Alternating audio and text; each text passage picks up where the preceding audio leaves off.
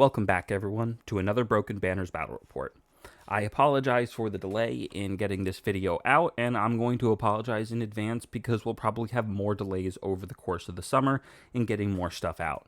Summer's always been a hectic time as we're trying to go and touch more grass and play less games and play less on the computer in order to just enjoy the summer while we got it. With that said, we also have nationals coming up, so that's taking up some time on the logistics end, so we're probably going to end up taking a bit of a hiatus on putting out song battle reports in the near future. We do have a tournament coming up at the Wargamers Guild in Trenton, New Jersey on July 19th that we're hoping to get some games recorded, and we might be able to turn one or two of them into battle reports, but we might also just end up putting the raw footage up on the channel just so anyone who wants to watch an entire game can do so, but I don't know if we'll be able to get our normal edited 20 to 30 minute battle reports on out. We are hoping to get some content from other games, however, onto the channel. Jan is currently working on a Shatterpoint game that he recently did, and it's hopefully going to be the start of diversifying this channel's content and production. We're also looking at putting Conquest out onto the channel once we figure out how to play that game. But back to Song. We do have a new battle report out for you guys now, and it's Harmen Uller with the Martells versus the only good remaining Stannis. I'm going to go through these unit recaps pretty quick because at this point, you guys have seen all of these units before in pretty similar lists. One of the downsides of the fact that the last couple patches have been kind of samey without the addition of unit attachment points is that you're kind of seeing the same lists over and over as the meta more or less gets solved. We're going to start with Martells, and we've got Harmen Uller and Royal Guard, which has been his home basically ever since Martells came out. Having battle endurance, Spiteful Truce gives a lot of durability to the Martells who normally rely on combat tricks and mobility to dominate the battlefield. We also have Skyreach Bowman with the Spearlord because, wow, that is an absolutely insane unit. You want to talk about damage? That's some damage right there. We also have a couple spicy picks here with Dervish Captain in Vipers and Geraldine in Pirates. Dervish Captain Vipers give you that lovely little weaken and disrupt combo, and so Discord is cute and can even theoretically proc Spiteful Truce. Geraldine and the Pirates just gives you a really nice sort of alpha strike on a 5-point unit if you're not running Outriders, because here we have a 5-3 list, with the last combat activation being just Naked Spearmen sitting around for tactical reposition. For the NCU suite, we have a pretty standard pick. We have Eris, Ilaria, and Oberyn. Oberyn kind of meshes with the rest of this theme of providing a more attrition-y, locked-in durability and grind-them-out playstyle, and Ilaria Aris are just a really good combination. On the Baratheon side, you're probably going to see this list pretty often, maybe with the substitution of some cavalry, but you've got Stannis the One True King and Stag Knights, giving them that valuable lore keyword, and also Iron Resolve and Dauntless, which you're going to see in this game puts in a lot of work on the defensive side of things. You also have the classic Davos Lightbringers, and with the True Conviction buff, these guys are now getting pretty close in terms of power to what the Skyreach Bowman can offer, by getting pretty frequent rerolls and having supply aid to help the Stannis side, which generally doesn't have much healing. We have Axel Kingsmen, again giving out the valuable lore keyword and just creating an absolute murder ball, with Vicious Crit Blow Sundering on the same unit most of the time, with Intimidating Presence, rerolls, and highest attack die basically all of the time.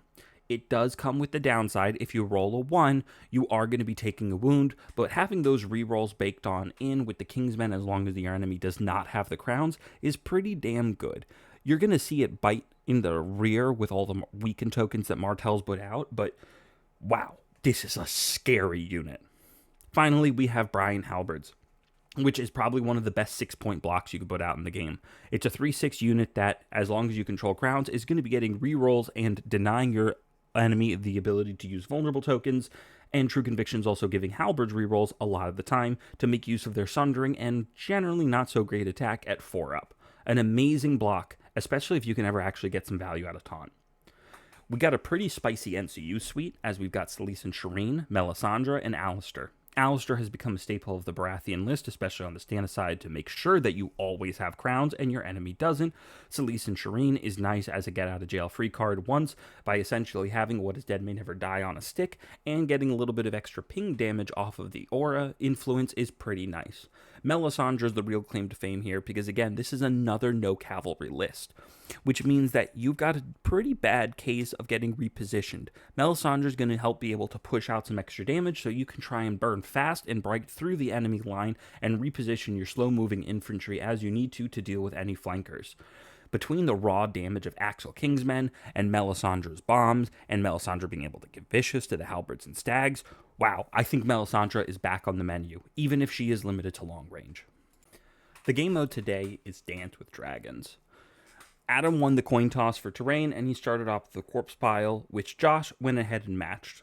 Josh is one of our new Baratheon players, and I'm hoping we'll be able to get him on the channel more because I like his lists. Adam responds with a hedge, putting it over there, and to keep it symmetrical, Josh go ahead and put a hedge on the other side. Nice, simple, easy. Deployment, Adam again won the coin toss, and he's going to make Josh deploy first.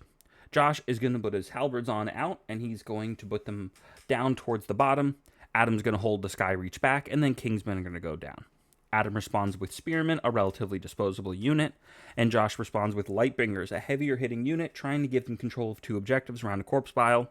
Adam puts Royal Guard with Harmen Uller, somewhere between the Kingsmen and the Lightbringers, and Josh puts down the Stag Knights. Adam then gets to double deploy with his Pirates and his Dune Vipers. That way he can really maximize his more offensive pressure and put everything he needs to try and control the battlefield against the immobile Baratheons. Round 1, Josh got to choose turn order, and he's choosing to go second to force the outflank round 1. The bows are going to deploy very aggressively, so Josh is going to respond by putting Selyse and Shireen onto the horses to go ahead and move the Stag Knights up and threaten them. That way, in case the bows get greedy and try and go for a double shot, they're going to get charged by some Stag Knights, and they probably won't take too much damage on the first shot anyway with resilience. Adam decides to play safe, and he uses the Bowman's activation to go ahead and move onto the point, grab it, and get ready to shift back. Josh blocks swords with Melisandre, doing nothing except giving the vicious token over to the halberds. Adam puts down Oberyn onto the letters, and he's going to put a weaken token out onto the stags to try and disincentivize any early attacks. Josh's turn, Royan's Vengeance goes out onto the Stag Knights, and Josh is going to go ahead and maneuver his Lightbringers to try and start capitalizing on the table and exerting some amount of threat while keeping supply aid in range of the two heavy-hitting infantry units. Adam is then going to maneuver up his Royal Guard, trying to keep the hedge on the side to prevent himself from getting doubled up on.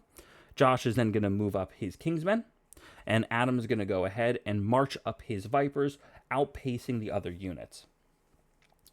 The Kingsmen are a very terrifying unit, so trying to get the Disrupt unit out in front of them is probably a solid idea, with a Shield Wall unit right next to them and set for charge in the deck, making him a threat no matter what. Pirates get tactical repositioned up on Josh's turn, and Josh is going to go ahead and maneuver the halberds up in range of the hedges. Adam is then going to go ahead and maneuver and march those pirates up onto the point, grabbing it and getting ready to start backpedaling with them. Josh then uses the Stag Knight's activation to maneuver on up and continue applying pressure to the very squishy bowmen. Adam's not going to fall for the bait quite yet, and he's going to go ahead and maneuver up his spears. Josh is going to go ahead and put Alistair onto the bags. Alaria is going to take the crown, zap the bowman, and get a lucky 3 wounds off onto them, ending out round 1. Round 2 starts, and Adam gets to go first, and as one might predict, he's going to go ahead and put Oberyn, the Influence, out onto the swords, so he can have the bows shoot the Stag Knights, tossing out a vulnerable token and getting rerolls with 8 dice because the Stag Knights haven't activated yet. Josh is going to go ahead and pop Resilience to cut that damage on down. He takes 3 wounds, but then passes the panic test and heals 1 back up, essentially only taking 2 wounds off an 8 dice reroll attack with a vulnerable token. Nice. Josh takes bags with Selyse and Shireen, healing up the Lightbringers, and then Adam takes horses with Eris to go ahead and get the Royal Guard into the game.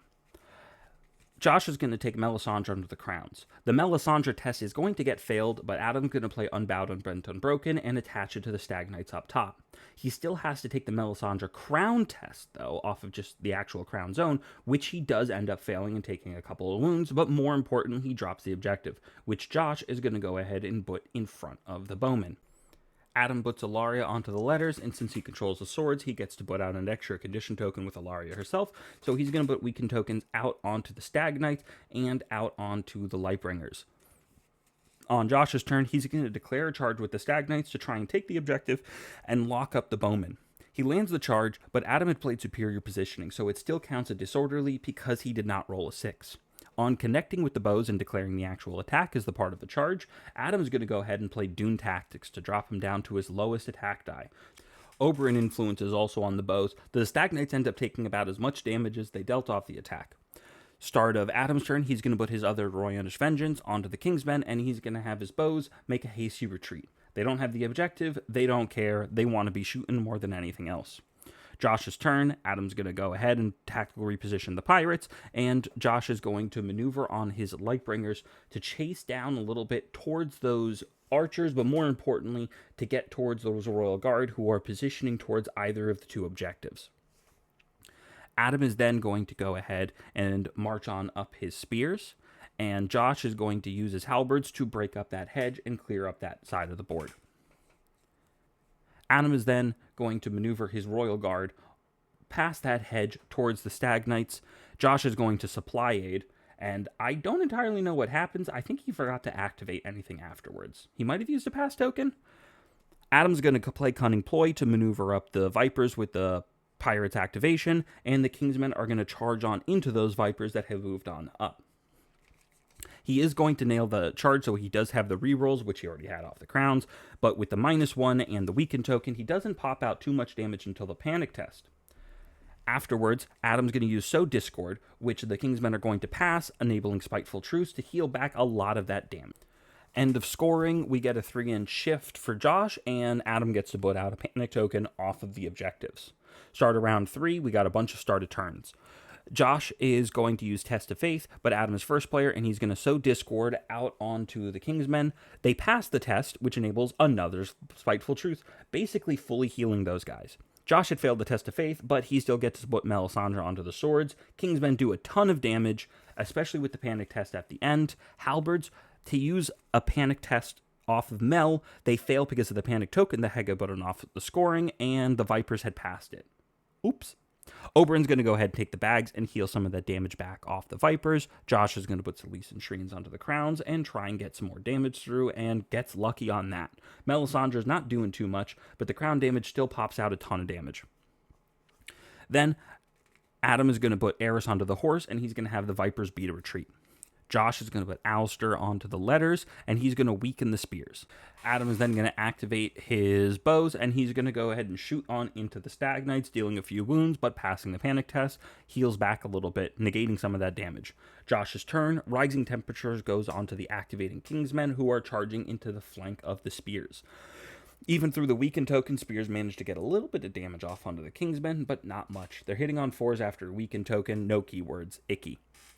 Ton of damage goes on out into the flank of the spearmen because Kingsmen are hitting like a Mack truck, especially with Axel giving intimidating presence and vicious. Gross.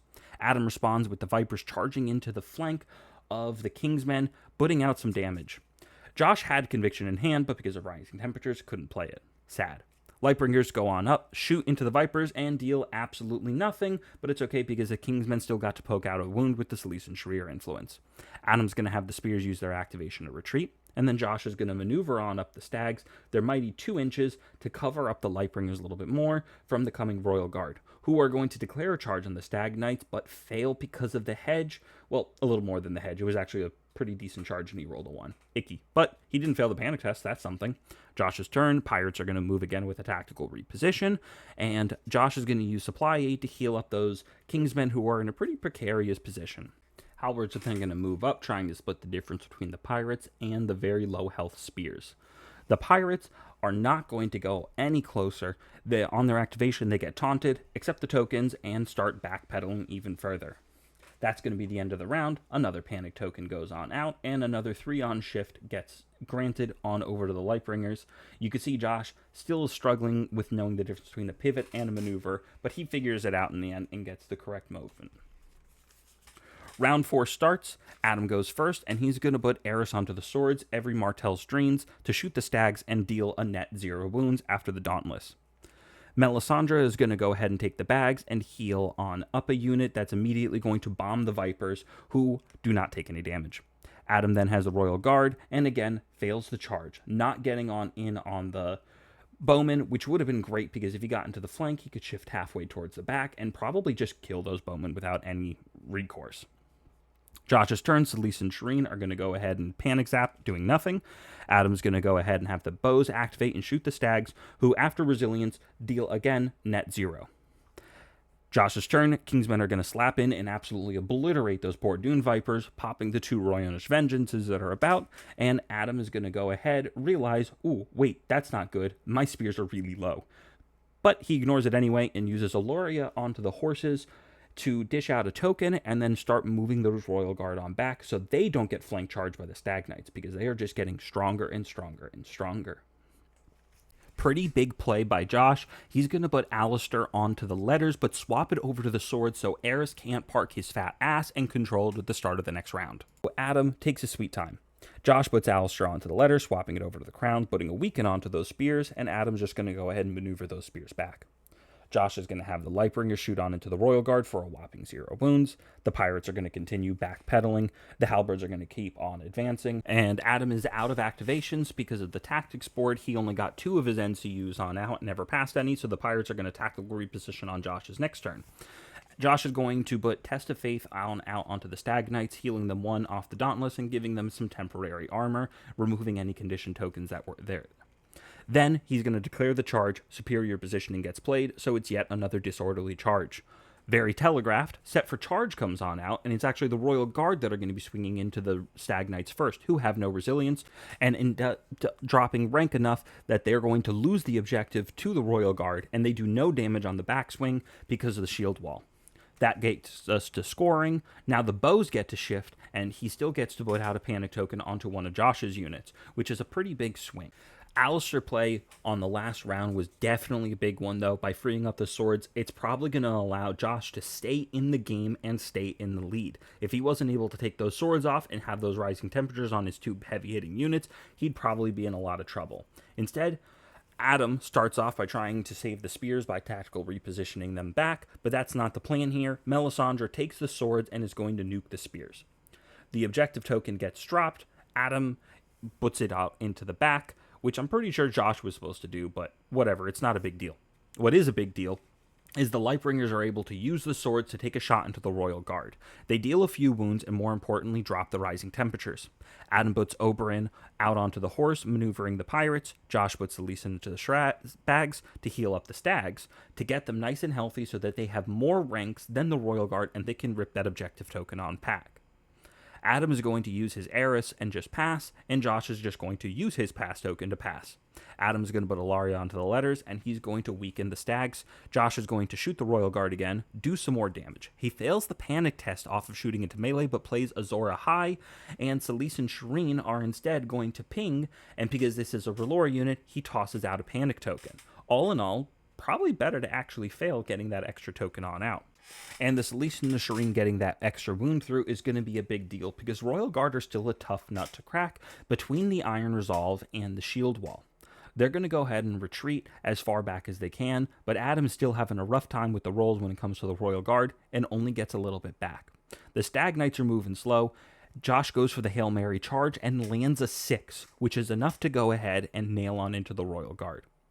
Adam's going to play another set for charge, which is going to deal a few more wounds, but it's really not going to be enough to do anything significant. These are round 5 Stag Knights, so they're going to be getting an extra 3 hits on top of whatever they roll, and they've got Cripplo, Sundering, and Vicious. It's an absolute nightmare to deal with. Royal Guard, as one might predict, get absolutely obliterated by a bazillion and 10 hits off of the Stag Knights. Oberyn takes a wound down out on the way. Stag Knights reposition so that they don't get flank shot by the bows, but more or less, this is probably going to be the end of the game. Josh ends up claiming the crowns, they talk out the rest of the game, and they come to the realization that there's really nothing left that Adam can do. He's got those 2 tokens over there, but Stannis was able to get enough kills off of that even if they are just scoring 1-1, that's it off of the tiebreaker points. This was a fun game to watch with a lot of back and forth, and it really did come down to dice in a large part of it. Melisandre didn't do much throughout the game. She probably did more damage to Josh than she did to Adam, but she did get that one clutch kill on the Spearman at the end, which brought Josh back into the game. Alistair was useful, didn't really rely on dice, and that definitely swung a lot, but probably would not have made much of a difference if it weren't for the fact that the Royal Guard bombed both of their charges and flubbed a retreat, allowing the 2-speed Stag Knights to follow in on them. It was a really fun game, nonetheless, to watch, and I'm really looking forward to the next game I get to watch with Josh. It's always nice to have more Baratheon players around, especially ones that think a little bit differently. Thanks for watching, everybody, and I'm looking forward to the next time you guys get to tune in and we get to put something out. If you're in the New Jersey area, Pennsylvania area, anywhere nearby, please come on down to the Wargamers Guild on July 19th. We're going to have an absolute blast.